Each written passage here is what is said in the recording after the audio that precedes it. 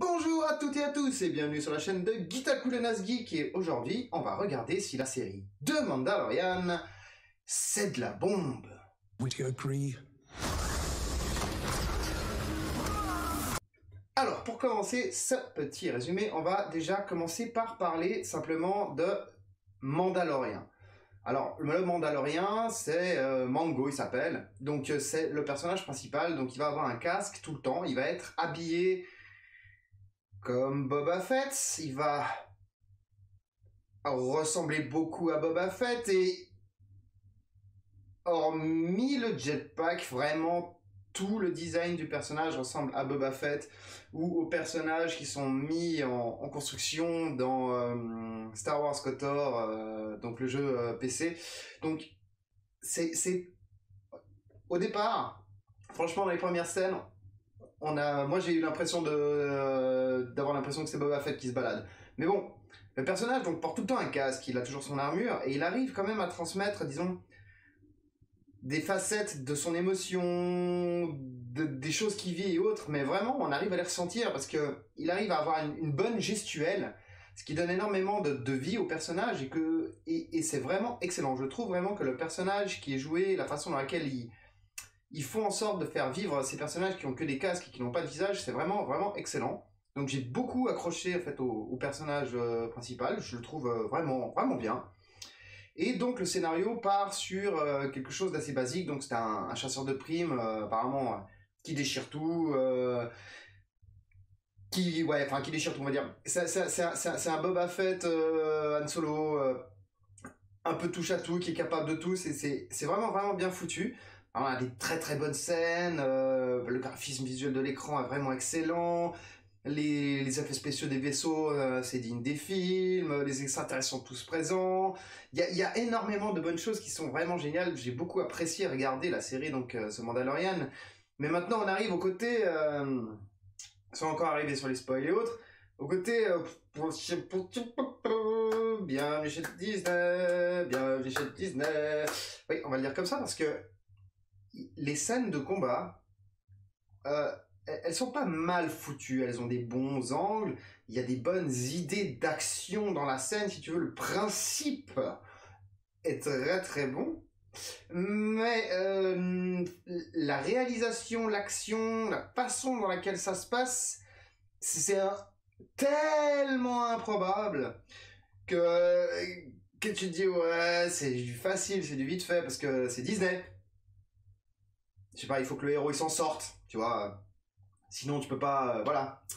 Dans l'épisode 1, il y a une énorme scène, elle est vraiment excellente. Tant que c'est le droïde qui fait la scène, c'est vraiment excellent. Donc on a notre chasseur de primes qui arrive, le Mandalorian, il arrive et puis il doit récupérer une prime quoi, en gros, c'est une bâtisse monstre fortifiée avec tout ce que tu veux, des milliers de gardes et tout. Puis lui, il veut y aller d'abord à la Scred, et puis là, il y a un droïde qui arrive, une unité 88, IG-88 qui arrive. Et puis, en fait, il fait un peu le... C'est du Far West, c'est totalement du Far West, hein, c'est totalement du Sergio Leone, de tout ce que vous voulez, du bon, la brute et le truand, c'est tout pareil. Voilà, c'est du Far West, donc ça tire en tous sens. Le droïde, en plus, il tourne sur lui-même, il peut tirer partout, il peut viser d'un 4 endroits en même temps. Et on a donc notre Mandalorian qui est là, qui est un peu dépassé par les événements, en fait, effectivement. Donc le droïde va faire énormément de taf et puis à la fin on a quand même une petite scène où le Mandalorian arrive à sortir de derrière un rocher, prendre une espèce de tourelle et tuer tout le monde avec la tourelle en un seul blast. C'est joli tu vois, mais non, ils sont au moment où il sort pour faire ça, ils sont encore 6-8 à tirer, le droïde il est à couvert, il peut plus se défendre, le gars il va sortir seul au milieu de tout le monde. Ok, c'est Star Wars, il y a peut-être un peu de force, tu te dis. À ce moment-là, tu te dis, il y a peut-être un peu de force encore, c'est possible qu'il soit protégé par la force, j'en sais rien non plus, c'est Star Wars. Donc pourquoi pas. Mais en gros, si tu analyses vraiment la scène, tu vois très clairement, tu vois, le truc, c'est que c'est pas crédible en fait. Si tu, non. C'est joli, mais ça va pas. Donc voilà, donc bon, ils arrivent à la fin de cette scène, et puis là on va commencer un peu à... Il y a du spoil, hein, donc je vous dis, ils arrivent quand même à tuer entre guillemets tout le monde. Donc là, vraiment on arrive au spoil, hein. Je t'ai dit il y a 2 secondes, mais là c'est vraiment du spoil si tu veux regarder la série, franchement elle est bien foutue, je viens de te le dire, tu peux aller voir du spoil, et là je vais aller jusqu'au 3e épisode quand même pour dire un peu ce que j'ai pensé. Donc là on arrive seulement à la fin du 1er épisode, donc il va y avoir du spoil par la suite.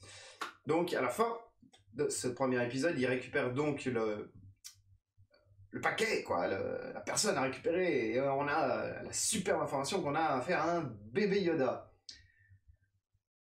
Alors, moi, quand on me dit bébé Yoda, je dis, oui, dans quelle optique tu veux utiliser ça?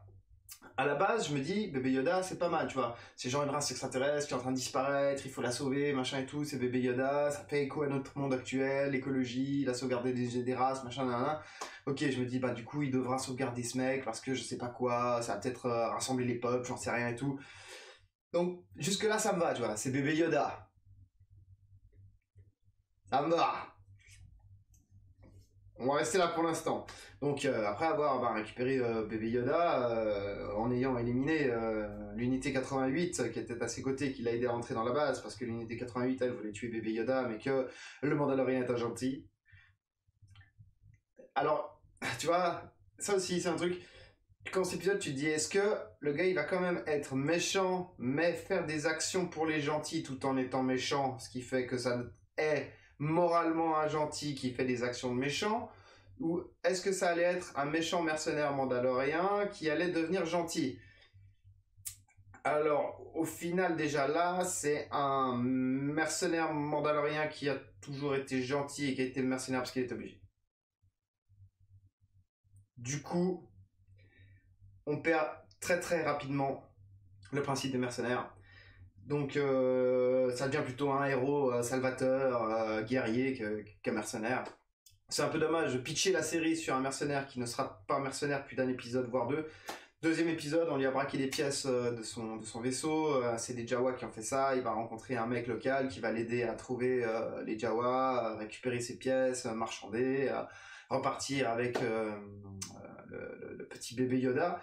Mais on a une scène là au milieu où ben voilà, ça c'est le deuxième spoil, gros.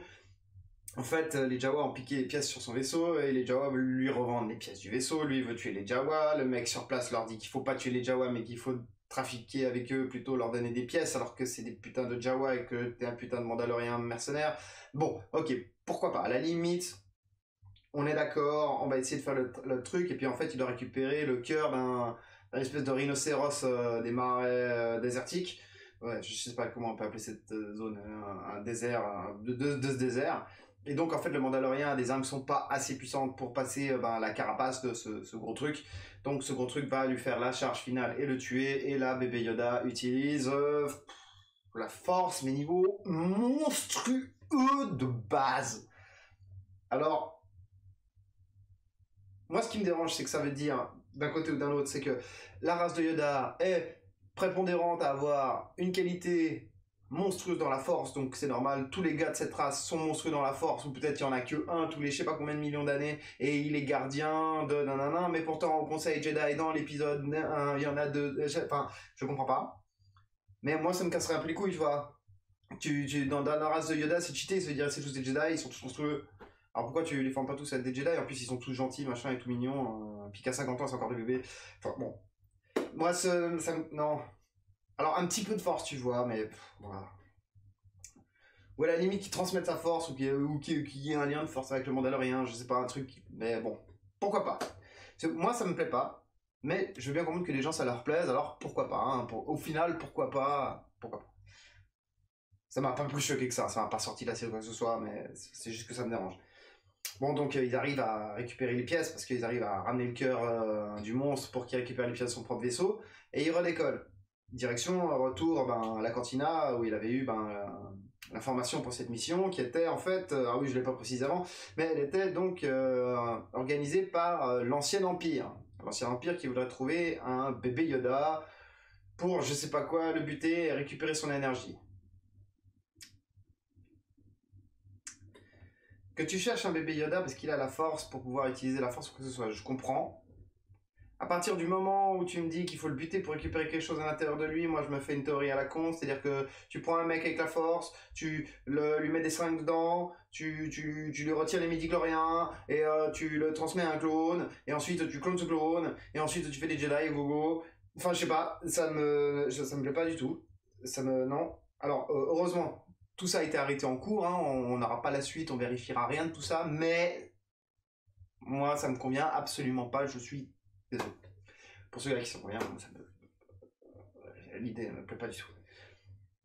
Donc bon voilà, le Mandalorien donc remet le bébé Yoda quand même, il reçoit sa prime, il commence à péter un câble, à se dire mais oh bébé Yoda non, il va peut-être mourir, et je suis qu'un mercenaire qui veut rétablir l'ordre de Mandalore, alors je devrais sauver un bébé Yoda et mettre toute ma famille en danger. Non, alors là aussi, psychologiquement, ok, tu comprends l'idée, tu vois, c'est amené par la série, c'est logique dans le mouvement, tu vois, ça me dérange pas, c'est pas comme dans la critique de Senseiya où il y a aucune logique à ça, là c'est logique. Le gars, il réfléchit, il se dit qu'il veut pas être une pute, il dit que le bébé Yoda, il veut pas qu'il meure, que lui, il a été maltraité quand il était enfant pendant la guerre par les soldats de l'Empire, les Empires c'était les méchants, il faut pas les aider, en plus il y a une petite baston avec ses potes, parce que il faut pas aider l'Empire, et puis, mais c'est pas grave, il a quand même besoin des matériaux, parce qu'il voulait faire sa super armure toute belle qui résiste aux balles, et puis donc après il décide d'aller se venger, et puis de tuer les soldats, et puis de partir avec le bébé, mais là il y a toute la ville qui est au courant, qui veut se barrer avec le bébé, alors il y a toute la ville qui vient le fighter, et puis là c'est la méga fight de nouveau, là comme on a eu dans le premier épisode, vraiment le truc de Far West, t'as toute la ville qui se dessus, t'as les mecs sont en haut, t'as les mecs sont en bas, t'as les mecs sont cachés derrière les charrues, franchement c'est le western le plus total, et à la fin t'as la cavalerie qui arrive avec les Mandaloriens, avec leur jetpack, et grosse baston, blablabla, fin de l'épisode 3, c'est magnifique. En gros, voilà, on a résumé les 3 épisodes de The Mandalorian. Alors, il y a énormément d'action. Le scénario est rapide, franchement, tu t'emmerdes pas. Les scènes sont très belles. Et on a un petit manque de logique Disney what the fuck. Mais au final, franchement, ça passe. Ça passe vraiment bien. Voilà. Du coup, c'est vraiment cool, malgré les défauts que j'ai émis, bien sûr, mais moi, j'aurais du coup préféré qu'il n'y ait pas du tout de bébé Yoda, en fait, qu'il n'y ait pas du tout de force. Parce que le coup de prendre le scénario d'un western et d'en faire du Star Wars, c'est monumental. Et franchement, ça déchire. Donc voilà. Star Wars. The Mandalorian's new series Disney Plus, ta mère? Eh ben, oui, tu peux le regarder, c'est super cool. Mais... bah, t'auras quelques accents Disney, quoi. Sur ce, fais-toi plaisir dans l'univers de Star Wars, en espérant que le prochain film qui sort au mois de décembre va fonctionner sa mère. Et on se retrouve la prochaine fois. Allez, je vous aime, à plus. Ciao.